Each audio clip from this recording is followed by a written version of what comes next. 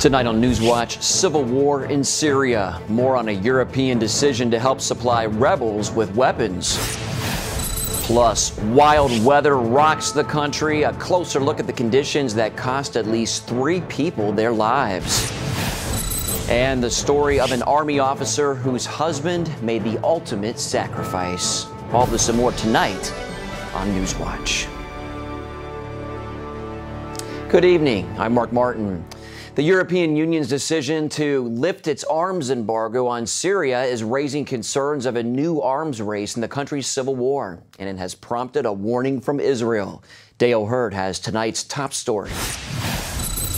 The U.S. and the European Union have faced a dilemma over whether to arm the Syrian rebels, a conglomeration of different groups that include al-Qaeda terrorists who hate the United States and the West.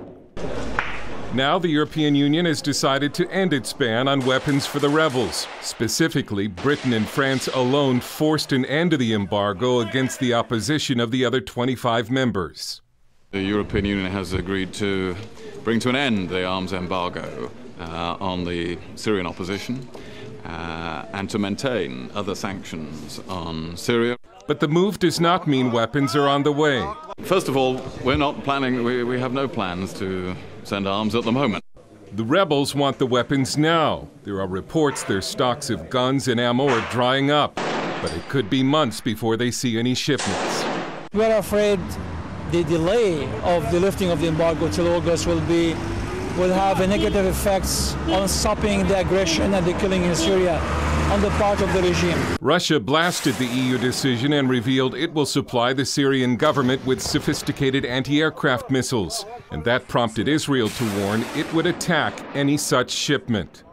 Meanwhile, Senator John McCain spent about 2 hours in Syria, crossing over the border from Turkey, and met with about 10 to 15 rebel commanders. McCain favors providing arms to rebel forces in Syria and creation of a no-fly zone. Dale Hurd, CBN News. For more on the situation in Syria, we turn now to Ryan Morrow. He is the national security analyst for ClarionProject.org. Ryan, do you think it's a good idea to arm the rebels, or will this just lead to weapons falling into the hands of extremists? I think it's bad to arm the rebels right now. I'm not necessarily opposed to arming some of the secular and democratic rebels, but we have to recognize that most of the rebels are jihadists right now. And that's because the moderates on the ground that first defected and first launched the civil war against the Assad dictatorship were asking for our help from the very beginning. And they said, if you do not help us, then extremists are going to take control on the ground. And that's exactly what has happened. And that's why we're in the predicament that we are now. Does John McCain's trip put any pressure on the Obama administration to act in Syria? I don't think that it changes the equation. I think it makes for a fancy headline. I think that's going to be encouraging to the rebels, since he met with the more secular rebels that have long been saying, where is the United States? Do they even care about our cause? And so I think overall it was a positive thing what John McCain did, but I'm worried about any policy shift that may be coming into play that doesn't differentiate between Islamists as a whole and non-Islamists who we should ally with. Because right now we have a singular focus just on al-Qaeda, and that's dangerous. Well, what kind of threat does the situation in Syria pose to Israel? It's a massive threat to Israel, and that's because you have two sides fighting each other that both hate Israel. So on the one hand, you have the Assad dictatorship, which is a puppet of Iran, that could very well decide that a fight with Israel would be in its interest to try and rally the country behind it. And so you always have to be worried about that. You have the rebels who, when they gain a foothold, the jihadist elements are going to turn immediately to Israel once they're done fighting Assad, maybe even before then, in order to carry out attacks, because they believe that that is their God-ordained duty. So we have to deal with that. And then you also have the problem of weapon stockpiles, including weapons of mass destruction, and the expertise for those weapons getting loose. And there's a lot of them that are going to be available to criminals and terrorists, anyone with a paycheck. And quickly, do you see an end in sight to this brutal war, Ryan? No, it's going to get much worse. The pool of blood is just going to continue to increase, and that's because you have jihadists fighting against the Assad regime. We don't have a moderate alternative that we can support right now, and so our policy has to be focused on changing that so that there's a third alternative. All right, Ryan Morrow, the national security analyst for ClarionProject.org. Thanks for your insights, Ryan. Thank you. What did UK intelligence know about suspects in last week's deadly attack on a British soldier? That's what Britain's Parliament wants to know. An intelligence committee is taking a closer look at the case. Authorities say 2 suspects had been known to them for a while, leading some to question if more could have been done to prevent the suspected terror attack. Meanwhile, Britain's government is setting up a terrorism task force to tackle extremists. The panel will consider whether the government needs new powers to clamp down on religious leaders who promote radical messages. New York officials and the National Park Service are at odds over a security plan to protect the Statue of Liberty against terror threats. Senator Charles Schumer and New York Commissioner Raymond Kelly want the Park Service to reverse a plan requiring visitors to stop at nearby Ellis Island for security screening after boarding boats from either Lower Manhattan or New Jersey. Previously, passengers were pre-screened with airport-style metal detectors at the departure dock. Liberty Island will reopen on the 4th of July. It's been closed ever since Superstorm Sandy. President Obama toured the Jersey Shore today, getting a first-hand look at the progress made since Sandy hit last October. The storm caused millions of dollars worth of damage, but now 7 months later, much of the Jersey Shore is once again open for business. The president praised the hard work of crews and volunteers who have helped to make it all possible. You are stronger than the storm. After all you've dealt with, after all you've been through, the Jersey Shore is back and it is open for business, and they want all Americans to know that they're ready to welcome you here. Hundreds of sunbathers filled beaches over Memorial Day weekend and strolled along newly rebuilt boardwalks.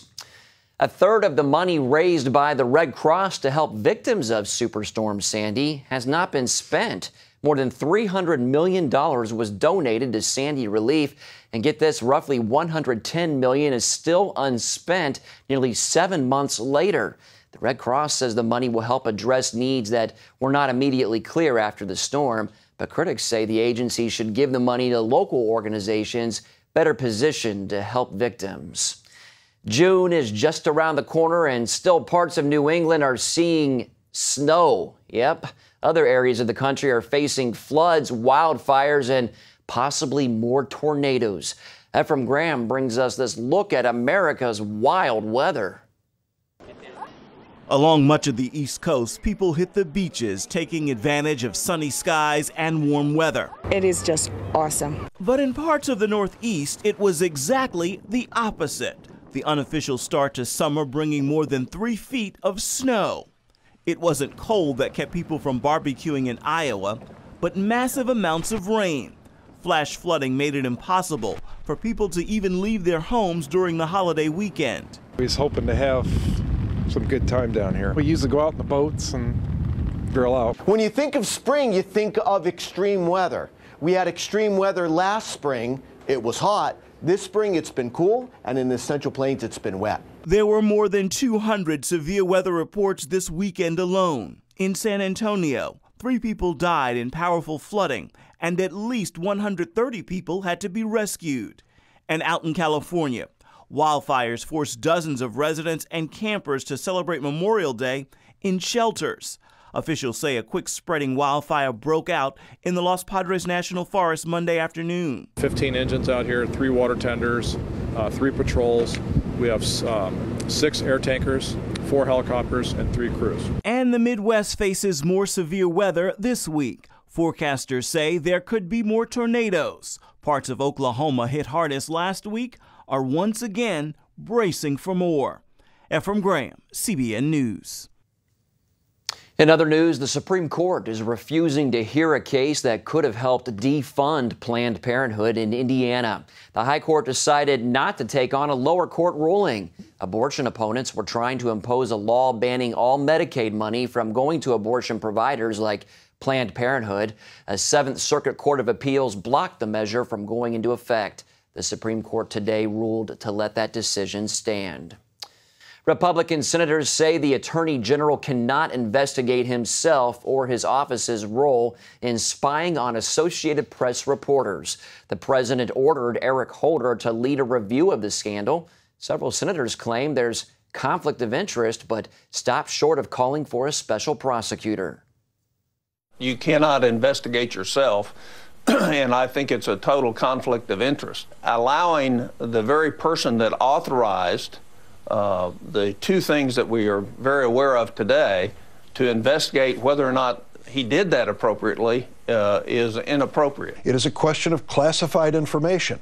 Someone working for our government on our side violated their oath and disclosed that information to the press. What is the government to do if, in fact, that disclosure could endanger our military forces or those who are cooperating with us to fight terrorism? New York Senator Chuck Schumer said the system is clearly broken, and he and Republican Senator Lindsey Graham will reoffer their proposal for a media shield law to protect reporters. Coming up, the separation of church and state and graduation speeches, what it means for some high school students. You have a son that you do not know. He's reaching for you. I want my family back. Go make some good memories together. Crash landed. Son, if we are going to survive this, you must realize that fear is not real. Danger is very real, but fear is a choice. Together, we will survive. After Earth, rated PG-13, Friday. In 2008, my husband Gary departed for heaven. I was still grieving. And then to find out I had cancer, I began praying, God, how do I do this? Where do I do this? Cancer Treatment Centers of America was the place. Dr. Neelam outlined a plan that would take care of my mind and my body, and she prayed with me. For Bible-believing Christians, we're able to pray with them in a much deeper way as they begin to really rely upon their faith. At Cancer Treatment Centers of America, we believe in the power of faith and prayer as indispensable allies in the fight against complex and advanced stage cancer. I'm back in Telluride, on the mountain skiing. I feel strong and healthy. Advanced medicine and technology. And I am a survivor. The warm embrace of the Spirit and the power of prayer. These are happy tears. Please go to cancercenter.com/faith. Appointments available now. Cancer Treatment Centers of America. Care that never quits. Your search results are your reputation, and negative results, true or not, are more likely to be clicked. Unfortunately, 74% of people say they won't do business with someone who has negative results. That endangers your livelihood. It's time you take control with Reputation.com. Reputation.com watches over you online, protecting everything you've worked hard for and improving your reputation by promoting the truth that you control. Call 1-800-794-0885 for your free reputation review. Call now. Welcome back. Some graduating seniors at a Kentucky high school took part in a student-led prayer despite objections from others in the class. Lincoln County High School class president, that is, Jonathan Hardwick, closed his prayer in Jesus' name, and many audience members said amen. Students and parents then gave him a standing ovation. The Advocate Messenger newspaper reports that 6 students, including at least one atheist, had objected to the prayer. Principal Tim Godby says faculty cannot pray publicly on school grounds or at school-related functions, but students are allowed to pray. Godby also said he prays personally for every student every day. It's a good man there. Well, that tension between what's legal and what's not is felt in schools across the nation, and many seniors want to thank God, but many school administrators worry they might violate the so-called separation of church and state. Paul Strand explains. During World War II. As high schools nationwide get ready for graduation ceremonies, some seniors may face threats or lawsuits if they mention God or their faith during graduation speeches. But the message from lawyer Jeff Mateer is, don't be afraid. Any student who's been asked to speak at graduation should know this, that the school district cannot tell them not to mention their religious faith. For example, in 2011, valedictorian Angela Hildenbrand faced a judge's threat to throw her in jail. The court's order said that there could be incarceration if anybody mentioned Jesus or said amen during the speeches. But as Liberty Institute's Justin Butterfield points out, a federal appeals court disagreed. And the Fifth Circuit said, no, it's okay for her to do that. It's her private student speech, and she's allowed to say whatever she wants, and you can't discriminate against her message just because it's religious. And it's in Jesus' name I pray. Amen. Mateer says schools and school districts need to back off students who share their faith. They can't tell them to pray or not to pray. They can't tell them to mention Jesus or not mention Jesus. And if students are threatened, they should go to a group like the American Center for Law and Justice or Liberty Institute. Because we will fight for them. There's a lot of these situations that look really bad, but when Christians stand up and fight for what they believe in and fight for the truth, that we win in the courts. And a lot of the reason we've lost so much ground is just because Christians haven't been willing to fight. Liberty Institute here in Texas has been involved in enough graduation cases to let students know this. In their graduation speeches, they can talk about God, Jesus, whatever religious matter, and their schools or school districts cannot stop them. They do not lose their religious rights when they enter the schoolhouse door. Paul Strand, CBN News, reporting from Plano, Texas. A Kentucky megachurch will end its relationship with the Boy Scouts of America. That after the group announced a new policy allowing gay scouts. Tim Hester is the pastor of the 30,000-member Southeast Christian Church in Louisville. He says the gay policy is just one reason for the decision. He tells the Louisville Courier-Journal that the Boy Scouts have become too polarizing in recent years, and the church would have ended its sponsorship of a local troop no matter what decision the Scouts reached. Hester says the church does not need to get caught in distractions and wants everyone to live by biblical standards. Up next, see how one soldier carried on in service to her country after losing her husband.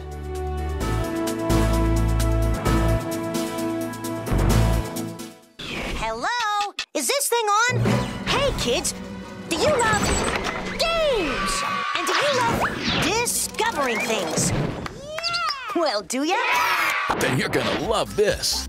It's the new free Superbook Kids Bible app. You can play games, watch videos, find answers to your questions, and a whole lot more.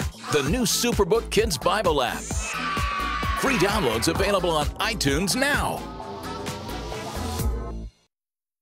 Your dryer runs forever, and your clothes still come out damp? Now you can speed up your dryer by up to 15 minutes. Introducing the Lint Lizard. It's like a magic wand that cleans deep into any dryer. The flexible Lint Lizard attaches right to any vacuum hose. Look how much lint we got out of this dryer. All this lint that escapes past your lint screen. Yuck! A clogged dryer works harder. All that lint can even burn out your motor. Or worse, it can start a dangerous vent fire. It's a full 40 inches long and cleans deep into your vent system, grabbing all the packed-in lint that's choking your dryer. After a quick cleaning with the Lint Lizard, your dryer vent is clear, making it work less and run more efficiently. Old-fashioned lint brushes pull out some lint, and the lint gets everywhere. The Lint Lizard cleans deeper and sends the lint right into your vac bag. Vacuuming between machines and under appliances is a snap. Take it outdoors to vac your outside vent. So before you spend a fortune on costly repairs, order your Lint Lizard for just $10.99. Call right now and you can double your order. And that's not all. We'll also include the Dust Lizard. It attaches to any vac and adjusts to any position. The Dust Lizard goes where no other attachment can. Clean delicate electronics, tedious air vents, tiny tile crevices, crumbs from corners, dirt from slider tracks, places you could never vacuum before, even expensive sculptures and intricate chandeliers. Plus, the Lint Lizard comes with a money-back guarantee. If you're not completely satisfied, return them and keep the Dust Lizard. You get it all, 2 Lint Lizards and the Dust Lizard for $10.99. Call now and find out about free shipping. Call 1-800-373-2150 and get your Lint Lizard. But call now and you can get a special offer on a second Lint Lizard and the Dust Lizard with your order. So call 1-800-373-2150 and find out about free shipping. That's 1-800-373-2150. Call now. Memorial Day ceremonies were held across the country yesterday. Americans paid tribute to the many thousands who've paid the ultimate price in defense of this nation. In tonight's Focus Report, Lee Webb tells us the story of the courage and sacrifice of 3 Christian service members and God's ability to heal even the deepest of wounds. July 17th, 2004.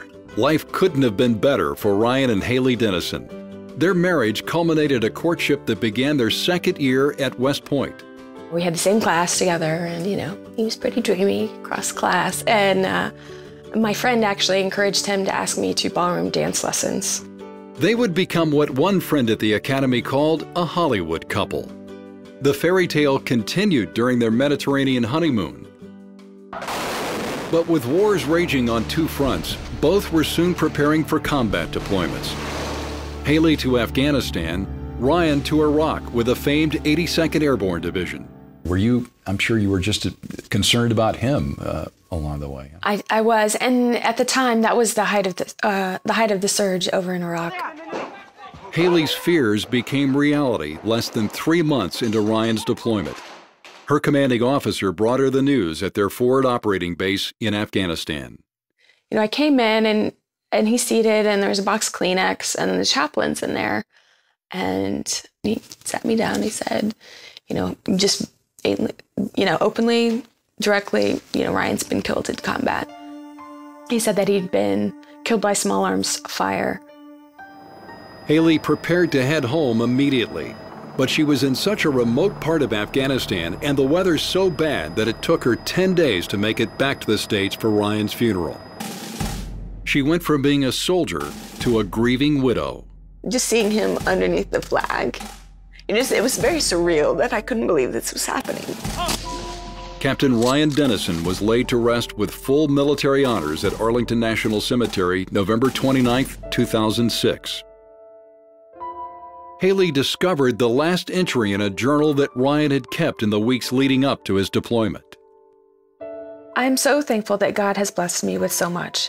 If catastrophe strikes in Iraq, I will still feel so very blessed because I have lived the equivalent of 4 men's lives in my short 24 years on this planet. I owe it all to God, my Father. He blessed me with the wonderful friends, family, parents to adopt me, and most of all with my beautiful wife, my companion, my very best friend. The Army gave Haley the option of staying home. But in 2 short months, she headed back to Afghanistan, put on a brave face, and completed her deployment. I thought it was important to show my soldiers and others, and even myself, to be honest, that when you get knocked down, how are you going to respond? Do you get back up and continue? God still had a purpose for me. And Haley performed so well that she was selected to serve on General David Petraeus' staff in Iraq. By the time her second combat tour ended, she had been promoted to captain and earned numerous awards, including 2 Bronze Stars. But God's purposes for Haley extended beyond advancing her military career to healing the wounds of loss. During her tour in Iraq, an infantry captain named Dave Outlaut approached Haley during a chance meeting more than 2 years after Ryan's death. Dave had known Ryan from their days at West Point. He recognized my name, and he had heard of Ryan's death, and he, came up to me and he said, I'm so sorry to hear about Ryan. How are you doing? Kind of a thing. Their relationship began as purely professional, but a friendship developed, and they found themselves praying for each other in the war zone. What attracted you to Haley? Was it an immediate attraction for you? I certainly thought she was beautiful, and but I certainly wasn't trying to cross that line initially. It was really difficult to even allow myself to think like that again. Particularly with another soldier? Yeah, with another soldier who was just, that I was just praying with not too long ago for being, in direct conflict and receiving, being shot at every day. But I think God placed him in my life at that time for a reason. And that reason became clear when they discovered they had fallen in love. Before long, they were introducing each other to family and friends. They also received the full blessing of Ryan's parents. And on May 24, 2009, Dave and Haley were married. God has put these feelings in my heart, and everything about our relationship from the time that we started until now has felt right, and that we're good for each other. She understands a lot of things that I've been through. I try to understand a lot of things that she's been through as well. They now have 2 sons, and Haley is out of the Army serving as a full-time wife and mom. But Ryan's memory is never far away. She and Dave honor him with pictures in their home, and Haley helps raise money for a scholarship in his memory. Looking back, 15 years, if this, I wouldn't change anything. You know, I definitely wouldn't change God's will, because I think that's what's played out here. You know, and it's definitely been hard, but it's also been beautiful. You know, I wouldn't change the time that I had with Ryan. I cherish it, and I cherish the memories. But I also, you know, am happy with, you know, my life now. Up next, how Chicago is helping some of Oklahoma's four-legged victims after the devastating tornado. Ow, my feet hurt. My feet hurt, your feet hurt. White hot pain, I wanna cry. Is there anything I can try? Why, yes. Introducing Strut Soul Angels, the human shock absorber that helps alleviate foot pain. The first 10 steps in the morning to the bathroom were excruciating. Within 3 days after I put Struts on, it's been such a relief. Slipped it on, and almost immediately I felt a support, kind of like a pillow underneath my arches. The Struts Soul Angel provides a great amount of relief and support throughout the course of the day, providing shock absorption and relief of pain. On your feet without proper support can be painful. Strut Soul Angels promotes better balance, control, and body alignment. Standing in your heels all day is painful, but slip on Struts and you'll enjoy comfort and support 24/7. Struts is so versatile, you'll wear them in every shoe you own, even barefoot. I'm on my feet all the time. I teach 11 and 12-year-olds. The pain was so much that I knew I had to do something. And with the Struts, I can do my job and enjoy my job. I usually am on my feet from 8 to 12 hours a day. When I wear my Struts, it's like giving my feet a hug all day. It's life-changing. I wear them from the minute I get up to the minute I go to bed. Why pay $400 for custom orthotics? Now get Strut Soul Angels for just $10. You also get Miracle Foot Repair Cream, absolutely free. Use it to help relieve dry, calloused feet overnight. But wait, call right now and we'll double the offer free. Just pay separate processing and handling. Plus, you get a 100% money-back guarantee. If not completely delighted, send it back. But keep the foot cream as our gift just for trying. You get it all. A $70 value for just $10. Oh, yes! Love my Struts, love my Struts. The best thing since sliced bread. They heal pain from toes to head. Get yours now, your doctor said. Struts. Be nice to your feet. Call now. Call 1-800-787-1580 and get your Struts and Miracle Foot Repair for just $10 and we'll double the offer. That's 1-800-787-1580 or visit getstruts.com. Thanks for staying with us. Some very special pets arrived at Chicago's no-kill animal shelter recently. Paws Chicago opened their doors to more than 75 dogs and cats orphaned by the tornado in Oklahoma. The animals were staying at an overcrowded Oklahoma facility, and they were at risk of being euthanized. More than 350 people volunteered to take part in the rescue effort, driving all weekend to pick up the displaced pets. They're all just wonderful animals and are very lucky. We wanted to make sure that we were able to open up space there so that the animals that were displaced from the tornado were able to be brought to the animal care and control so that their owners could come and find them. They're all being seen by our veterinarians, and they're going to be checked. They're going to be spayed or neutered and given any vaccinations that they might require. Go Paws Chicago. Well, the group rescued 25 cats and 51 dogs. Many of the animals will be up for adoption starting this week. Looks like a good pet right there. Black lab, it looked like. Well, that's all for this edition of NewsWatch. Remember, you can email us your comments and questions at newswatch@cbn.com. Hope you'll join us next time.